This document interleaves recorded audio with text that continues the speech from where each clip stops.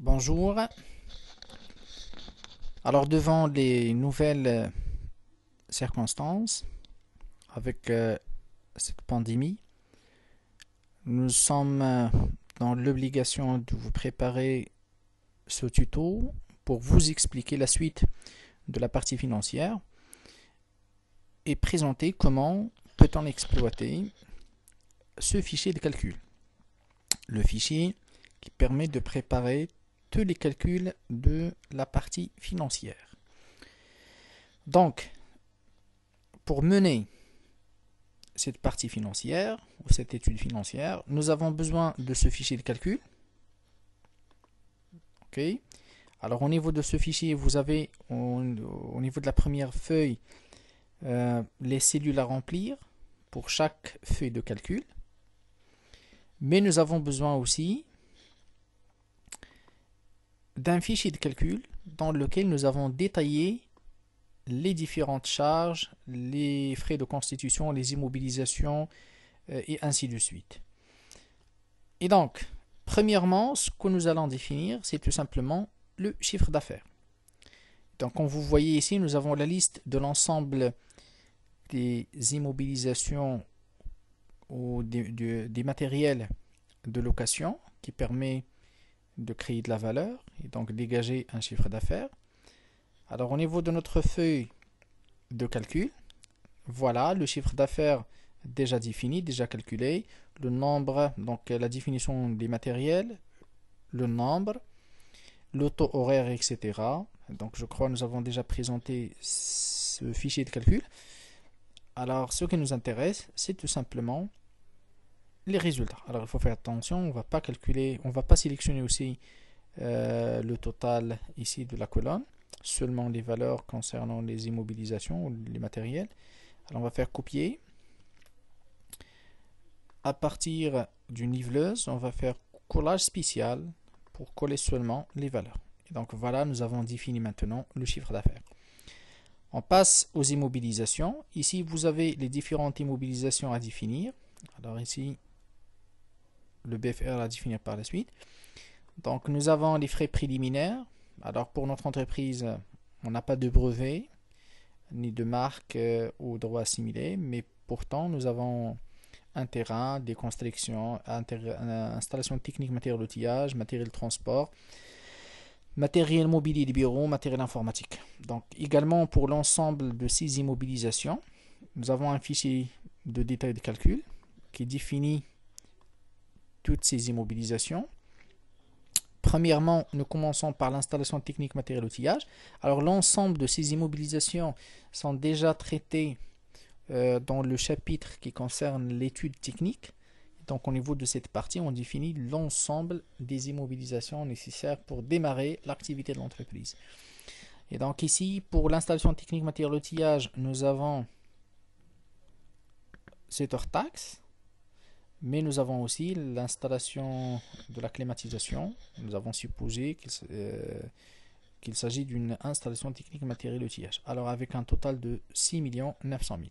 Alors on va copier le total hors taxe. Alors il faut faire attention, c'est l'hors taxe. Installation technique matériel outillage. Collage spécial valeur. Voilà.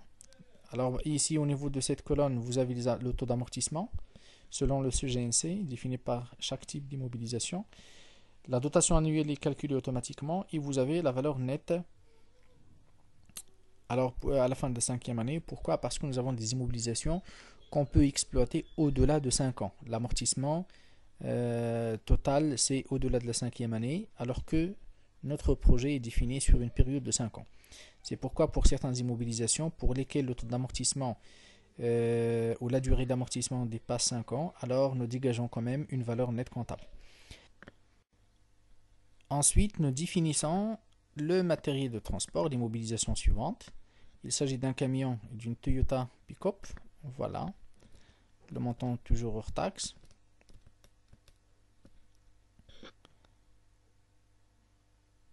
Matériel de transport, collage spécial, valeur. OK. Ensuite, installation technique ou installation de télécommunication. Il s'agit du matériel informatique. l'ensemble des matériels. Voilà, nous avons ici un total de 32 334. Copier. Matériel informatique. Collage spécial. Pardon, valeur. OK. Ensuite, matériel et mobilier de bureau. Un total hors taxe de 67 146. 67 000. Alors,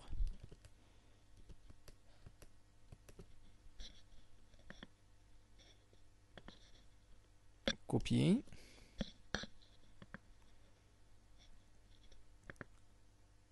Coller. Matériel mobilier de bureau. Collage spécial valeur. Ensuite, les mobilisations suivantes, c'est le terrain, avec un montant de 2 500 000. Terrain, voilà. Collage spécial valeur. Donc, le terrain avec un taux d'amortissement de 0%. Donc, le terrain n'est pas amortissable. Ensuite, les constructions. Alors, pour les constructions, nous avons les plans d'architecte. Vous avez également menuiserie, peinture et revitement. Et vous avez les autres frais d'aménagement. Alors, avec un total de 222 298. Copier. Collage spécial. Valeur. OK. Il reste les frais préliminaires. Alors, pour les frais préliminaires, pour notre exemple, ce sont des frais de construction avec un montant de 15 525. 15 000, collage spécial, valeur, donc 15 525. Alors voilà, nous avons défini toutes les immobilisations. Par la suite, il s'agit de définir le besoin en fonds de roulement. C'est très important. Et donc, comment calculer le besoin en fonds de roulement, c'est déjà expliqué. Alors, pour notre exemple, le besoin en fonds de roulement, il représente 30 jours de chiffre d'affaires. Alors ici, comment on définit le besoin en fonds de roulement? Donc, il s'agit bien sûr des stocks plus les créances clients moins les crédits fournisseurs. Et ça dépend du délai de rotation donc, des stocks plus le délai de crédit client moins le délai de crédit fournisseur. On peut définir le nombre de jours, chiffre d'affaires. En valeur, voilà, c'est 526 250. Alors, le chiffre d'affaires de la première année, donc 2020, c'est 6 315 000. Alors, on va définir le BFR en nombre de jours, donc 30 jours. Alors, regardez bien, et les calculer automatiquement. Ça fait 526 250. Voilà, 526 250 à partir du chiffre d'affaires de la première année. Alors, pour la suite, c'est déjà calculé automatiquement. Alors, comme vous voyez ici, ce tableau permet à la fois de définir le besoin en fonds de roulement, la variation de besoin en fonds de roulement et aussi la récupération du besoin en fonds de roulement. Pour la variation, c'est très important. Ces chiffres sont très importants pour le calcul de la vanne et le tri. La récupération, c'est très importante pour définir le plan de financement parce qu'il s'agit de la récupération du BFR représente une ressource pour l'entreprise. Bien, alors l'étape suivante consiste à définir notre CPC. Alors regardez bien, le chiffre d'affaires est déjà défini. Si à partir de la première feuille des calculs, ici vous avez 6 315 000, voilà, 6 315 000. La même chose pour les années suivantes. Alors pour les amortissements, les dotations sont déjà calculées automatiquement à partir de la définition des immobilisations et bien sûr la durée d'exploitation ou la durée de vie, le taux d'amortissement. Ce qui nous intéresse maintenant, c'est la définition des autres charges. Pour les achats revendus de marchandises, ça ne concerne pas notre entreprise, puisqu'il ne s'agit pas d'une entreprise commerciale. Par contre, on va définir les achats consommés, les autres charges externes, impôts et taxes, charges de personnel.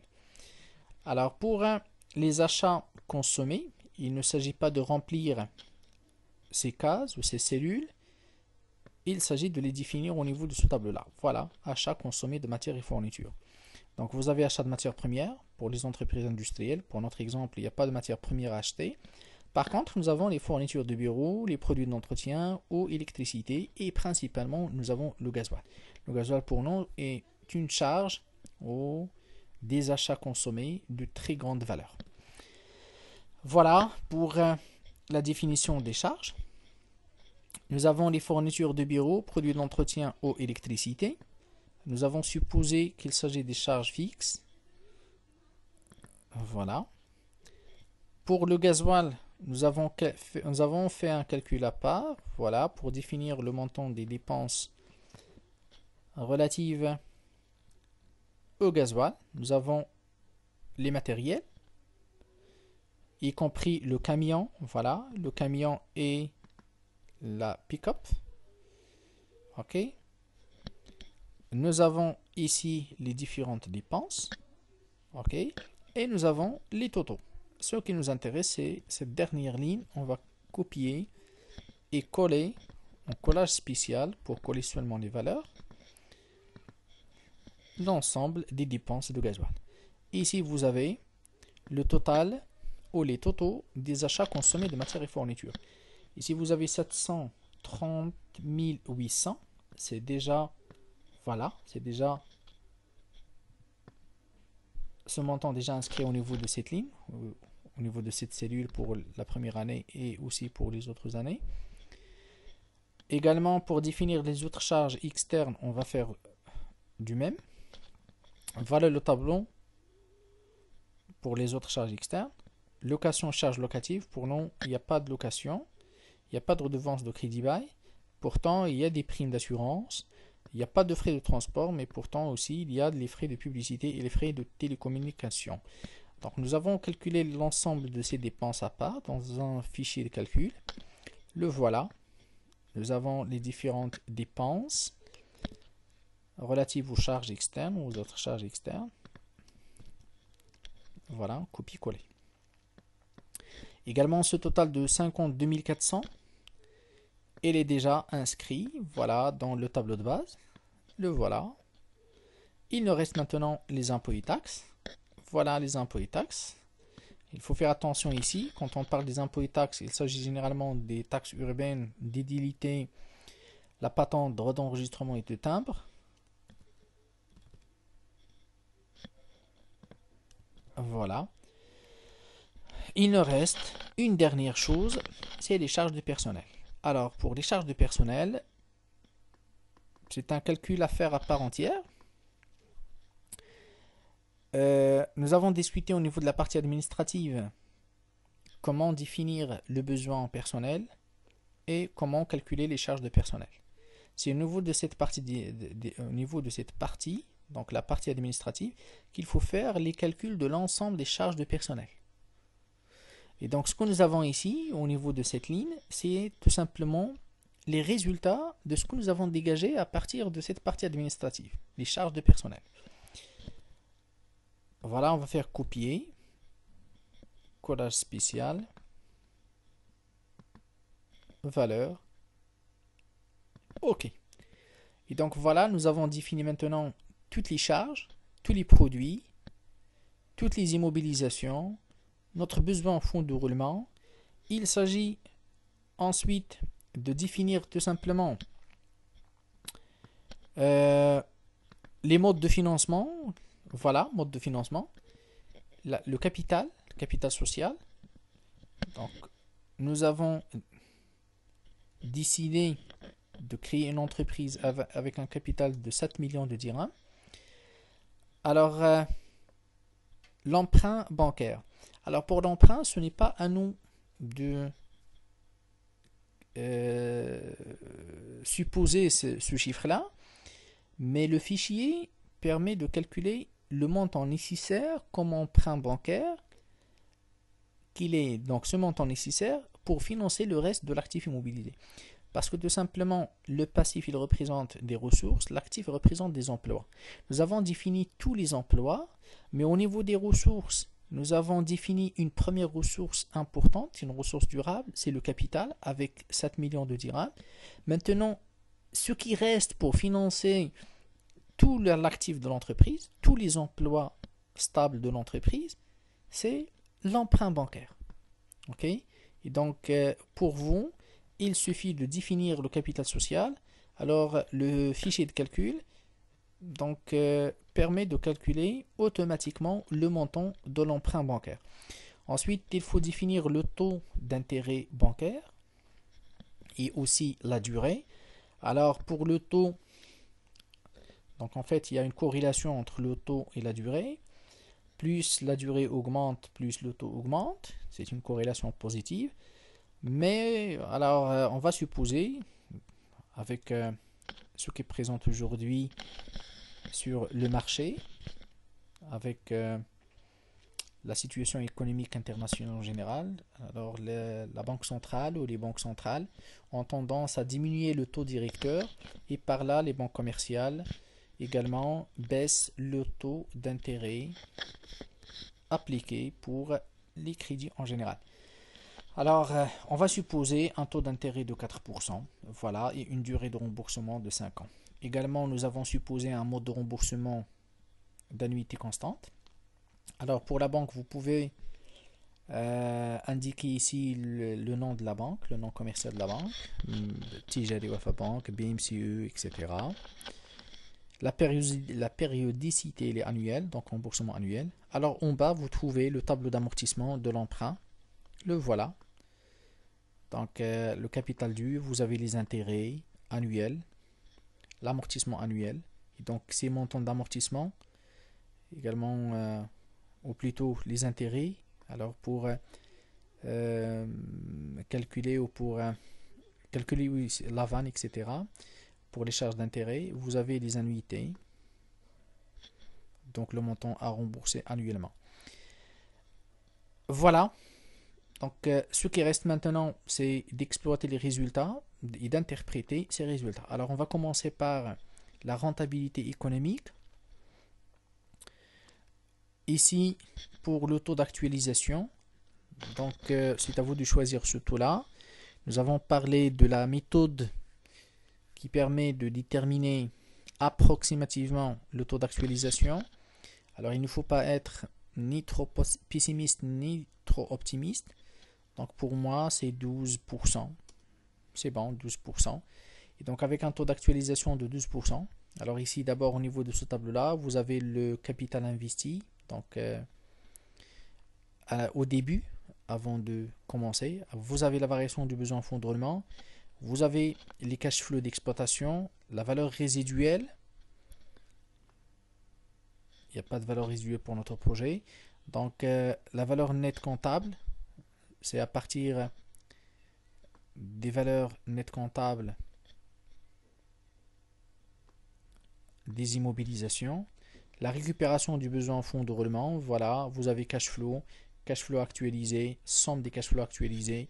Vous avez la vanne, le tri, donc la valeur actuelle nette, le taux de rentabilité interne, l'indice de profitabilité. Pour le délai de récupération de capital, vous pouvez le calculer par la règle de 3 tout simplement. Ici, nous avons une vanne positive, donc projet rentable. Le taux de rentabilité interne est très important, de 29%. Il dépasse largement le taux d'actualisation, même les taux optimistes sur le marché. L'indice de profitabilité également est très important. Il suffit de le comparer avec une mesure, donc une norme du secteur ou avec d'autres indices des autres entreprises du même taille, vaut mieux. Ensuite, alors ici pour les résultats, on peut copier les tableaux, les coller dans un fichier Word et les interpréter. Alors ici pour le tableau différentiel de résultats, vous avez tout d'abord les charges d'exploitation, vous avez les montants des charges variables sur le montant des charges fixes, mais ce qui nous intéresse en réalité, c'est ce tableau-là, c'est le plus important. Ici, vous avez la marge sur coût variable, calculé pour chaque année. Vous avez le taux de marge, vous avez le seuil de rentabilité. Alors pour le seuil de rentabilité, ici il est en valeur, on peut le calculer en nombre de jours. Ça veut dire pour chaque année, à partir de quelle année on commence de dégager une rentabilité positive. Vous avez la marge de sécurité, vous avez le levier opérationnel. Également, vous pouvez copier ce tableau et le coller dans un fichier Word et l'interpréter comme il faut. Alors pour le plan de financement, il s'agit de discuter ici l'ensemble des emplois et des ressources. Alors pour les immobilisations, donc voilà le montant des immobilisations. Ensuite, la variation du besoin en fonds de roulement. La variation est déjà calculée au niveau de ce tableau-là. Voilà les variations de besoin en fonds de roulement. Vous avez la récupération, etc. Alors, l'amortissement des emprunts, il représente aussi donc, le mode de financement. Voilà l'amortissement des emprunts, les amortissements. Les voilà. Vous avez les intérêts nets de l'IS. Alors ici, nous avons supposé en réalité si vous voulez, un taux de l'IS de 30%, 31%. Alors pour vous, il faut faire attention. Donc ici, au niveau du CPC, au niveau de cette ligne, impôt sur le résultat. Alors ici, nous avons appliqué un taux de 31%. Alors il faut faire attention pour vos projets. Il faut appliquer le taux selon ce que vous avez étudié en fiscalité tout simplement. Alors le taux appliqué dépend de, bien sûr, du tableau et des tranches de l'IS. Voilà, donc le total des emplois. Ensuite, pour les ressources, nous avons le capital social, nous avons l'emprunt bancaire, la CAF, la récupération du besoin en fonds de roulement qui représente une ressource pour l'entreprise et aussi la valeur nette des immobilisations, la valeur nette comptable des immobilisations qui représente aussi une ressource pour l'entreprise. Il s'agit ici de l'ensemble des valeurs nettes comptables des immobilisations qu'on peut exploiter au-delà de 5 ans. Donc, enfin, vous avez la trésorerie finale, la différence entre les emplois et les ressources dans la trésorerie. Alors ici, comme vous voyez, la trésorerie elle est largement positive et sa valeur augmente d'une année à l'autre. Alors il faut faire attention à l'interprétation parce qu'on sait très bien, lorsqu'il s'agit d'une trésorerie largement excédentaire, et cet excédent il est structurel, alors cette situation représente pour l'entreprise un manque à gagner. Aussi, lorsqu'il s'agit d'une trésorerie déficitaire avec un déficit structurel, alors il faut faire attention dans ce cas, c'est le pire des cas. Pourquoi? Parce que pour combler ce déficit, il faut faire appel à des crédits de court terme. L'objectif, c'est d'éponger un peu ce déficit, ce qui risque la création de ce qu'on appelle une boule de neige. Alors, et croyez-moi, donc pour la plupart des entreprises, cette boule de neige conduit certainement l'entreprise à la faillite. Et il faut faire attention. Enfin, le dernier fichier à interpréter, voilà, c'est quelques ratios financiers calculés. Tout d'abord, vous avez les effets de levier, ou l'effet de levier et le risque financier. Les capitaux propres, dettes financières, vous avez la rentabilité économique et la rentabilité financière. Donc la rentabilité économique est très importante, 16%, donc 0,84 pour la première année, devient 17,47 pour la deuxième année, et ainsi de suite. Il faut comparer cette rentabilité, alors elle est déjà positive et donc c'est bien, mais il faut comparer surtout avec les autres entreprises du même taille, du même secteur. Alors pour la rentabilité financière, elle est très importante pour la première année, mais elle diminue pour les années suivantes. C'est logique et sémantique. Pourquoi? Parce que tout simplement, pour la première année, l'entreprise bénéficie de l'économie d'impôt très importante. Donc cette économie d'impôt est expliquée par les intérêts bancaires élevés pour le crédit élevé demandé pour la première année, donc l'emprunt. Donc les intérêts de la première année sont très importants. Alors le mode de financement, voilà. Alors regardez bien les intérêts de la première année, de la deuxième année, la troisième, plus on rembourse une partie de l'emprunt, les intérêts diminuent. C'est pourquoi ici nous avons cette rentabilité financière qui diminue au fur et à mesure que le remboursement est fait. Ensuite, pour certains ratios, nous avons tout d'abord l'autonomie financière. Vous avez également la capacité de remboursement, rendement des immobilisations, taux de profitabilité, taux de croissance, et ainsi de suite. Également, pour interpréter ces résultats, alors c'est très simple. On observe d'abord l'évolution de ces indicateurs. Ensuite, on peut comparer ces résultats avec les résultats des entreprises du secteur. Alors, c'est déjà 26 minutes. Donc, je crois j'ai expliqué et présenté l'essentiel concernant l'exploitation de ce fichier Excel. Maintenant, c'est à vous de jouer et de compléter vos travaux. Si vous avez besoin de quoi que ce soit, n'hésitez pas à me contacter sur ma boîte mail. Allez, merci et à bientôt.